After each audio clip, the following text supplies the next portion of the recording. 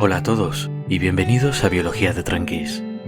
En los últimos episodios hemos estado hablando de la epigenética. Hemos echado un vistazo a las varias definiciones que hay de un fenómeno todavía en estudio, en el que gran parte del conocimiento todavía está por establecer. Al final nos hemos quedado con un resumen bastante prudente y razonable, que para los que no tengan ganas de escuchar todo el resto de episodios, quedó delineado en el episodio de la semana pasada, el de Divagaciones 10. A grandes rasgos, la epigenética son los patrones de expresión de genes que persisten en distintos tipos celulares y que les dan sus funciones e identidad. Todas nuestras células tienen todos nuestros genes, 2 copias de cada uno de hecho, pero no todas las células los usan todos a la vez, y mucho menos con la misma frecuencia. Además, hay científicos que están muy interesados en la posibilidad de que aunque sea parte de estos patrones epigenéticos, sean heredables entre generaciones. De esta forma, algunos cambios en la forma y el funcionamiento de un organismo podrían heredarse sin necesidad de mutaciones genéticas, selección natural y todos esos rollos. Tus padres o abuelos podrían adquirir una característica debido a sus experiencias y transmitírtela a ti mediante procesos epigenéticos. Como ya vimos en detalle antes en la serie, todo eso de la herencia epigenética y de la influencia ambiental está un poco en el aire, y todavía falta mucho por demostrar. Pero aunque la gente a veces sea un poco demasiado entusiasta, estas ideas no han salido de la nada. Hay una serie de casos en organismos no humanos que nos sugieren que es posible en ocasiones que nuestra epigenética se vea afectada por factores ambientales y que esos cambios epigenéticos se hereden sin necesidad de que haya cambios en el ADN. Hoy vamos a hablar un poco de estos casos y vamos a empezar por uno muy clásico, el curioso cuento de los ratones amarillos. Uno de los mecanismos epigenéticos que hemos mencionado repetidamente en estos episodios es el de la metilación del ADN. Este mecanismo consiste en la aplicación de grupos metilo en lugares estratégicos de la cadena de ADN, que sirven de etiqueta en esa parte del genoma y lo diferencian de las partes no metiladas. En general, la maquinaria celular encargada de traducir los genes a proteínas tiende a leer menos estos genes metilados, que por tanto tienden a quedar silenciados. En general, la metilación no es una gran candidata para mediar la herencia epigenética, porque nuestros genes sufren 2 grandes reprogramaciones de su metilación, una cuando se forman los óvulos y espermatozoides en el cuerpo de nuestros padres, y otra cuando los dos se juntan para formar un cigoto y comenzar nuestro desarrollo. Pero la única regla realmente consistente en biología es que la biología escupe en nuestras reglas. Así que existen excepciones, genes que parecen tener la capacidad de mantener su metilación, o su falta de ella, a través de estos 2 borrones y cuentas nuevas. Uno de estos genes rebeldes lo encontramos en ratones, aunque en realidad no es un gen, sino un alelo, una variante de un gen. En ratones existe un gen llamado agouti, escrito con O, agouti, que contiene las instrucciones necesarias para crear la llamada proteína de señalización agouti. Cuando esta proteína llega a las células encargadas de producir los pigmentos que dan color al pelo del ratón en crecimiento, transmite una señal que hace que estas células pasen de producir pigmento negro, o marrón oscuro, a pigmento de color más amarillento. En su variante más típica, la señalización hace que los pelos del ratón tengan una base y una punta negras, alternadas con una banda más amarillenta. Esto es lo que les da a los ratones domésticos típicos ese color marroncito que suelen tener. Ahora bien, este gen no tiene una única variante o alelo, sino muchos. Estas distintas variantes del gen agouti tienen distintos patrones de expresión, es decir, debido a las particularidades de cada alelo, la proteína que codifican se produce en mayor o menor cantidad, y en distintos puntos del desarrollo o en distintas partes del cuerpo. El resultado, por un lado, son ratones con agouti más activo, que serán en conjunto más claros, arenosos o moteados, y por otro lado ratones con agouti menos activo, que tenderán a ser más oscuros. En un extremo de este espectro, tenemos ratones en los que agouti está casi o totalmente inactivo, que son de color negro. En el otro extremo, tenemos ratones en los que agouti se expresa mucho, que son de color amarillento y que tienen muchos problemas de salud. Resulta que la proteína de señalización agouti se encarga de más cosas que el color del pelaje. Tiene también funciones metabólicas, y los ratones que la producen en exceso tienden a ser obesos, diabéticos y con mayor riesgo de desarrollar tumores. Agouti, por tanto, es un gen que debería expresarse con prudencia, en el momento y en la cantidad adecuados. Esto nos lleva a uno de los alelos del gen agouti, que es particularmente interesante porque no resulta en una coloración consistente. Los ratones que tienen esta variante genética presentan todo un abanico de colores, desde ratones amarillos y obesos a ratones amarronados como los salvajes, con unas cuantas coloraciones intermedias entre los dos extremos. Os dejaré una foto de este espectro en la descripción. Estos ratones de diferentes colores tienen todos el mismo genotipo, la información que contienen sus genes, pero tienen distinto fenotipo, distintas características físicas. Todavía más interesante, el fenotipo de la madre parece influir en el de los hijos. Las madres que tienen este alelo y son más amarillentas, tienen más cachorros amarillentos, y viceversa, las más amarronadas tienen más cachorros amarronados. ¿Qué está pasando aquí? ¿Cómo puede ser que la misma configuración genética esté dando lugar a ratones de distintos colores? ¿Y por qué la madre parece influir en todo este proceso? La respuesta, como ya os habréis imaginado, es que esto se debe a la epigenética. Resulta que la expresión de esta variante particular de agouti depende de su grado de metilación. Los ratones completamente marrones tienen su gen agouti consistentemente metilado y por tanto silenciado. Los amarillos, en cambio, lo tienen sin metilar, completamente desencadenado. Los intermedios, por su lado, tienen metilación inconsistente, mayor en unas zonas del cuerpo y menor en otras, lo que a su vez resulta en una expresión de agouti también inconsistente y les da un aspecto moteado. La razón por la que una ratona marrón o amarilla tenderá a tener cachorros más marrones o amarillos respectivamente es que sus cachorros tienden a compartir su grado de metilación. Esto no es exactamente herencia, sino que parece más relacionado con el ambiente materno en un punto crítico del desarrollo del ratón en gestación. Sabemos esto porque si a una ratona amarilla, con poca metilación, la atiborras con alimentos que contienen muchos grupos metilo durante la gestación, cosas con vitamina B12, por ejemplo, sus hijos no heredarán su fenotipo amarillo, sino que tenderán a salir más amarronados, con un fenotipo, llamémoslo, más metilado. Parece que las proteínas que se encargan de metilar el ADN hacen mejor su trabajo si tienen más materia prima disponible. Normalmente, fuera del laboratorio, esta cantidad de materia prima sería la misma que existía en el cuerpo de la madre, pero si modificamos esta cantidad artificialmente mientras los embriones están en desarrollo, podemos afectar el grado de metilación de los futuros ratones. Así que aunque no podemos hablar exactamente de herencia, sí que hemos encontrado un caso claro en el que el ambiente, en este caso el ambiente dentro de la madre, está teniendo un impacto en los patrones epigenéticos de un organismo. Está cambiando su aspecto físico y a veces, como en el caso de los pobres ratones amarillos y obesos, está teniendo un impacto importante sobre su salud. Sin embargo, esto no es lo que ocurre con todos los genes, ni siquiera con los otros alelos del gen agouti. ¿Por qué este alelo específicamente es capaz de mantener sus niveles de metilación a través de las dos grandes reprogramaciones que mencionamos antes? Una buena pista es que cerca de su secuencia inicial, un poco antes en la hebra de ADN, este alelo particular ha sufrido la invasión de un polizón molecular, algo que conocemos como transposón. Los transposones fueron descritos por primera vez a mediados del siglo XX por una señora llamada Barbara McClintock. Como parte de sus investigaciones, McClintock se dedicaba a caracterizar el material genético del maíz y la forma en la que se organizaba en cromosomas.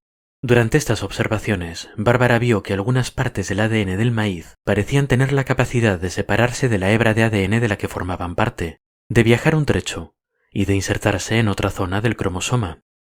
Esto es algo que sonaba un poco raro, y en su momento a la pobre Bárbara no se le hizo mucho caso. Pero años después, sus observaciones fueron replicadas en otros organismos, y se vio que efectivamente estos trozos de ADN inquietos existían de verdad. A estos pedazos nómadas de ADN se los denominó elementos transponibles o transposones, y desde entonces hemos averiguado algunas cosas más sobre ellos. Los elementos transponibles son exactamente eso, trozos de ADN capaces de saltar de un lado a otro dentro del genoma. La información genética que contienen, si se traduce a proteínas, crea un conjunto de nanomaquinaria capaz de cortarlos, transportarlos a otra parte del ADN y pegarlos de nuevo. Y estos son la versión simpática. Hay otros tipos de transposones que en vez de cortarse crean una copia de sí mismos y la pegan en otra parte, y cada copia, a su vez, tiene esta misma capacidad de copiarse y pegarse. El por qué existen estos elementos, de dónde salieron, y qué roles genéticos y evolutivos beneficiosos pueden llegar a cumplir, son preguntas que forman otro tema del tamaño de la epigenética, o quizá más. Pero la versión corta es que, como regla general, los transposones son malas noticias. Si un virus es un pirata molecular que aborda la célula y toma a la fuerza su maquinaria para replicarse, estos son polizones. La mayor parte de ellos son elementos parasíticos que no cumplen ninguna función. Se limitan a estar en nuestro ADN y obligarnos a replicarlos con él. Y además, si nos descuidamos, podrían invadirnos completamente. Imaginaos uno de estos elementos que se copia y se pega, creando copias que se copian y se pegan, creando copias que se copian y se pegan, creando copias que se copian y se pegan. Rápidamente, la mayor parte de nuestro ADN consistiría en copias de este elemento parasítico, y a cambio los genes que cumplen una función acabarían siendo una minoría dentro de nuestro propio genoma. Y si creéis que exagero, deberíais tener en cuenta que ahora mismo, aproximadamente el 40% de vuestro ADN está compuesto por transposones, por parásitos moleculares. Así que cada vez que replicáis vuestro ADN, tenéis que hacer casi el doble de trabajo del que deberíais, porque tenéis que sacar copias de estos polizones también. Como forma de parasitismo es mucho más simple y efectivo que una garrapata, ¿verdad? Por tanto, si queremos evitar que los transposones tomen nuestro ADN completamente, tenemos que controlarlos, y no solo para que no se reproduzcan sin límite. Los transposones también pueden causar un caos genético grave si en sus saltos de un lado a otro del ADN aterrizan en medio de un gen y lo inutilizan. Debido a esto, una parte importante de la función de los mecanismos epigenéticos como la metilación o los cambios en el empaquetamiento del ADN parece ser silenciar los transposones y evitar que se salgan de control. En este sentido, los mecanismos epigenéticos son cadenas en el parásito que nos acompaña a todas partes. Este silenciamiento de los transposones, además, tiende a sobrevivir a las grandes reprogramaciones epigenéticas que acompañan a la formación de gametos y a la fecundación, porque una cosa es borrón y cuenta nueva, y otra cosa es dejar que los transposones invadan completamente tu ADN. Os cuento todo esto porque, al igual que ocurre con el alelo variable del gen agouti del que acabamos de hablar, otros genes descubiertos en diversos organismos que muestran este tipo de potencial de herencia epigenética están también asociados a transposones, específicamente a transposones que en algún punto se liberaron de sus cadenas e introdujeron una de sus copias en las cercanías del gen en cuestión. En estos casos, la presencia del transposón atrae a la correspondiente maquinaria celular encargada de reprimirlo, pero el gen que está cerca se ve afectado también. De esta forma, el gen justo paga por el transposón pecador. Si el transposón está metilado y silenciado, el gen también. Y si el transposón pierde su metilación y empieza a expresarse, el gen también. Y como el estado epigenético de los transposones tiende a sobrevivir a las reprogramaciones, el estado epigenético de su gen vecino también lo hará. Este tipo de casos son todavía más claros y comunes en el caso de plantas, en las que no se dan estas dos reprogramaciones epigenéticas extensivas. En plantas es más probable que el estado de metilación de un gen pase de la planta madre a sus hijas sin modificarse. Por ejemplo, hay una variante de tomate que da frutos descoloridos y que no maduran. Esta, sin embargo, no es una variante genética, sino epigenética. Existe un gen que causa la aparición de este fenotipo, de esta variante física, cuando está metilado, mientras que cuando no lo está, salen tomates normales. Curiosamente, este gen está también cerca de un transposón. Un gen similar en el arroz causa enanismo, y en Arabidopsis thaliana, una planta que se usa mucho en estudios de genética, se han identificado varios otros genes con estas variaciones epigenéticas, también conocidas como epimutaciones. Muchas de estas epimutaciones son heredables por las siguientes generaciones, y todas ellas están asociadas a transposones. Sin embargo, hay que tener en cuenta que estos casos, aunque en plantas sean más numerosos debido a la falta de reprogramaciones epigenéticas, siguen siendo una minoría. Algunas plantas, como el maíz, tienen un genoma compuesto por un 80% de transposones, y aún así la gran mayor parte de sus genes funcionan de forma normal, sin rarezas epigenéticas.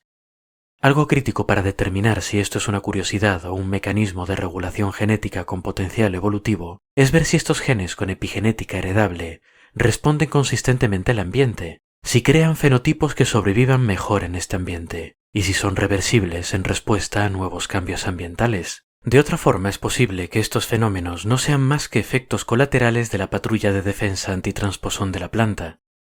En este sentido, existen resultados intrigantes en Caenorhabditis elegans, la gusana elegante.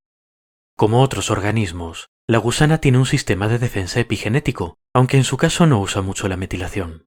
En su lugar, su maquinaria de vigilancia celular es capaz de detectar ADN que no debería estar ahí, como transposones o un gen insertado por los investigadores.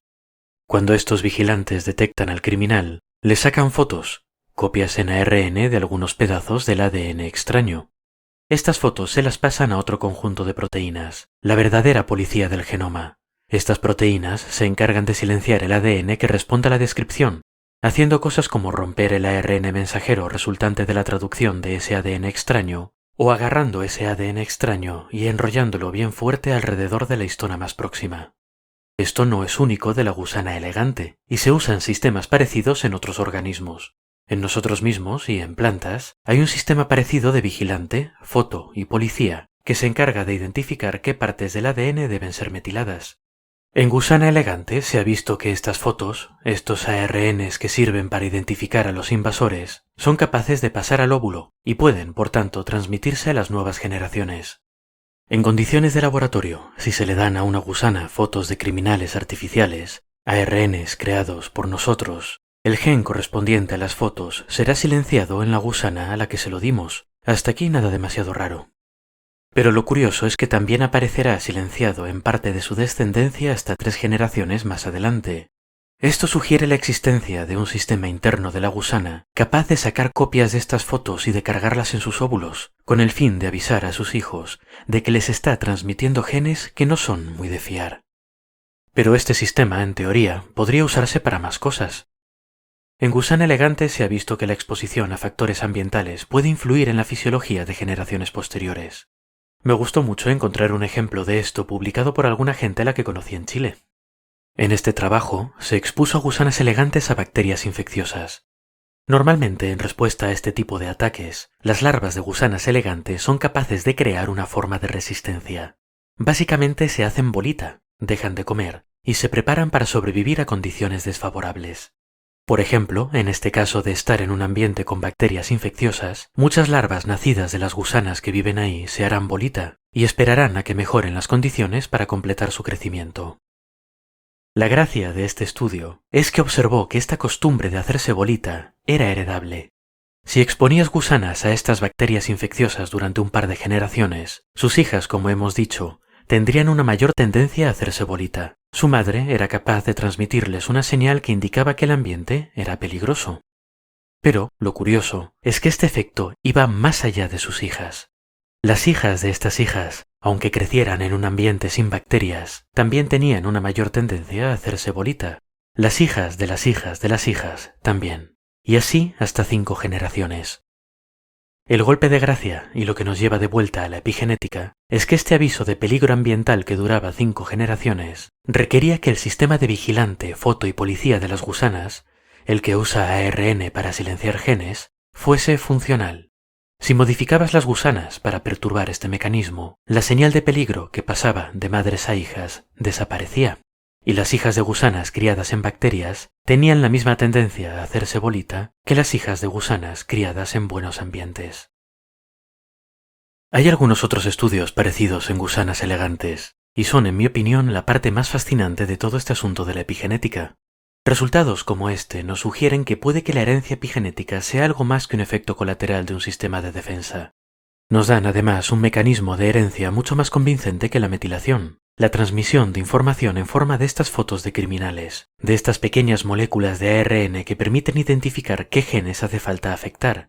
Estas moléculas pueden viajar en los gametos y dar al embrión recién formado un pequeño informe de las condiciones ambientales que existen a su alrededor, un chivatazo que mejore un poco sus posibilidades de adaptación. Todavía queda mucho trabajo hasta que estas cosas queden adecuadamente demostradas, mucho que hacer. Pero estos trabajos nos dan un toque de atención a aquellos como yo que somos un poco más escépticos con todo este tema de la epigenética. Y nos dicen, tened mucho cuidado, porque todavía estáis a tiempo de estar completamente equivocados. Con este episodio cerramos la parte principal de la epigenética, pero todavía queda un tema interesante por tratar. Para el siguiente episodio, juntaremos este tema tan largo con uno igual de largo del que estuvimos hablando el año pasado, y le echaremos un vistazo a la relación entre epigenética y envejecimiento. Hasta entonces pues, y espero que hayáis disfrutado del episodio,